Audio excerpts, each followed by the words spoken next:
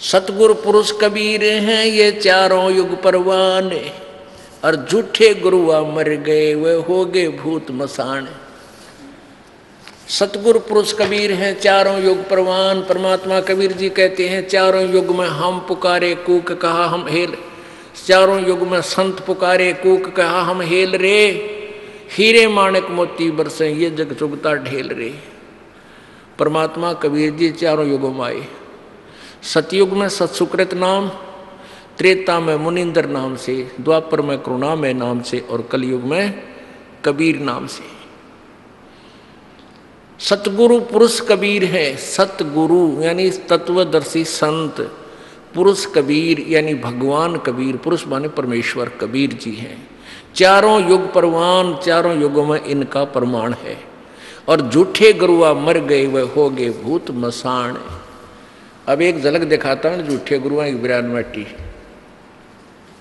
देखिएगा ध्यान से। अब नो पेटा भरेगा पुण्यात्माओं, हम किस डरे डोहा थे।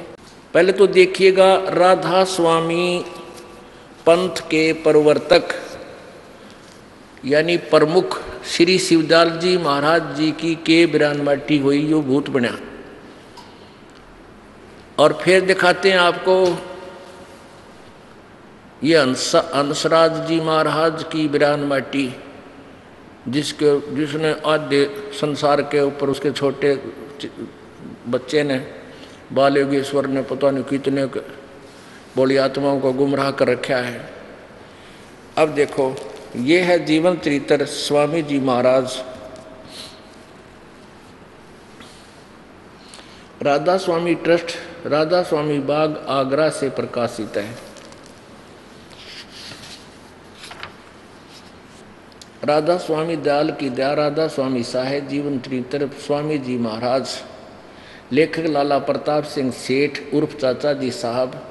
प्रकाशक राधा स्वामी ट्रस्ट, स्वामी बाग आगरा, सर्वाधिकार प्रकाशक द्वारा सुरक्षित।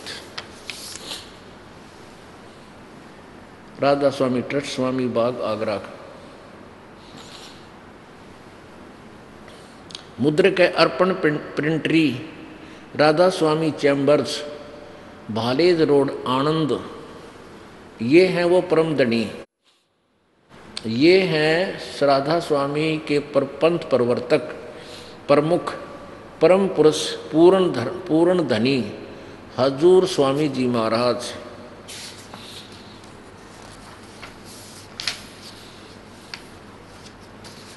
परम पुरुष पूर्ण, ये जीवन चरित्र स्वामी जी महाराज का, राधा स्वामी दयाल की दया, राधा स्वामी साहेब जीवन चरित्र परम पुरुष पूर्ण धनी स्वामी जी महाराज।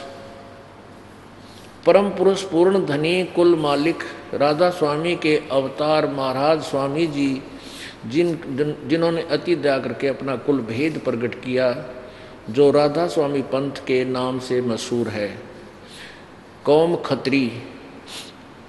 खत्री सेठ, शहर आगरा, मोहल्ला पन्नी गली में संवत 1875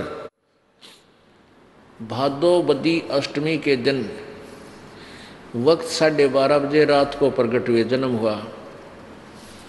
और अंग्रेजी हिसाब से अगस्त का महीना सन 1818 ईस्वी था।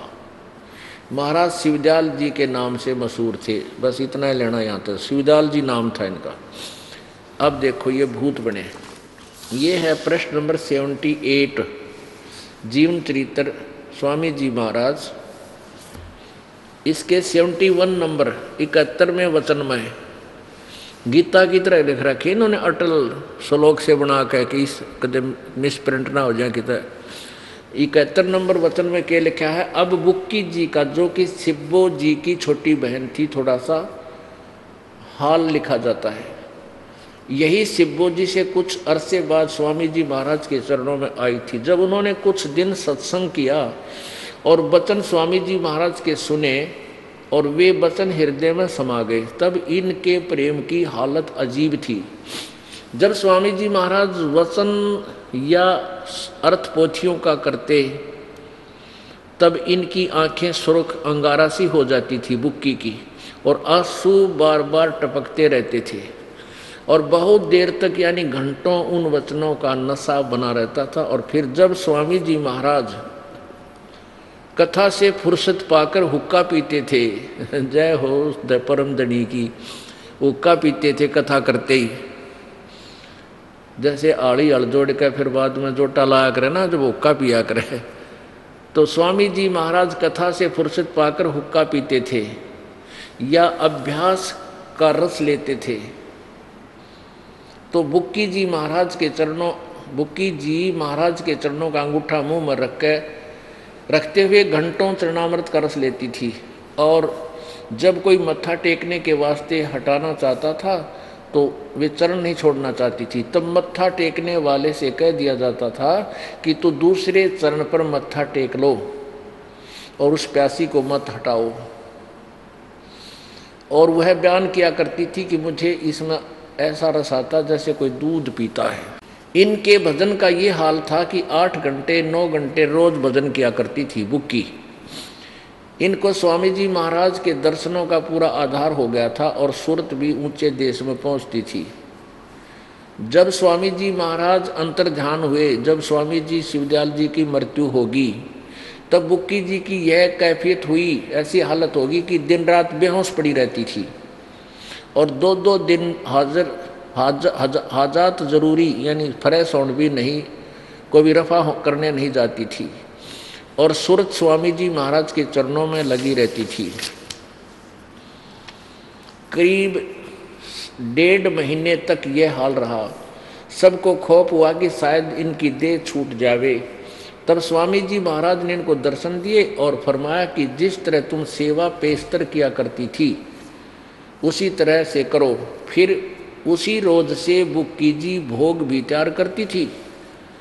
वो लेखक जो शिवदयाल जी का छोटा भाई था, वो कहता है, मेरे पन्नी गली के मकान पर पहले दस्तूर के माफिक पलंग बिछाती और हुक्का भरती थी। जब वह पलंग अभी तक बिछा रहता है।